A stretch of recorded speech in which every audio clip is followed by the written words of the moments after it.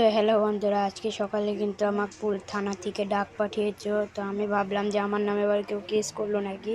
তো এটা তো শিওর হতে পারছি না, তো থানায় গিয়ে দেখতে হবে। তো চলে আসলাম থানায়, এবার দেখতে হবে যে কি হয়েছে, আমাকে ডাক পাঠালো কেন। তো থানার ভিতরে কিন্তু কোনো ভিডিও করতে দেয় না, সেজন্য আমি ভিডিও করি নাই।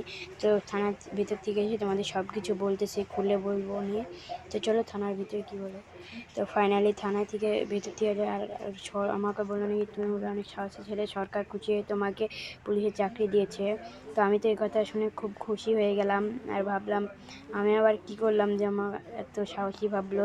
তো যেমন তাই করি করি আমার পুলিশের চাকরি পেয়েছি, এটাই অনেক বেশি। তা আমি এখন বাড়িতে যাব, বাড়িতে গিয়ে কাল সকালে আবার পুলিশের ড্রেস পরে আবার থানায় আসতে হবে।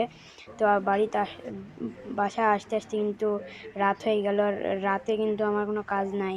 তো এখন গিয়ে সোজা ঘুমিয়ে পড়বো, সকাল সকাল আবার যেতে হবে থানায়, কারণ পুলিশের চাকরি পেয়েছি, একটু হার্ড হয়ে যাবে দিনগুলো। তো ফাইনালি সকাল হয়ে গেল, তো ড্রেস পরে আমি এখন যাব থানায়। যাওয়ার সময় একটা জিনিস লক্ষ্য করলাম যে আমার বাড়ির সামনে পুলিশের গাড়ি রাখা আছে। তো আমি আবার ভাবলাম পুলিশের গাড়ি কেন। তো তারপর মনে পড়লো যে সরকার আমার রাতে গাড়িটা পাঠিয়ে দিয়েছে। তো এখন আমি এটা নিয়ে থানায় যাই। তোমরা ভিডিওটি ভালো লাগে চ্যানেলটি সাবস্ক্রাইব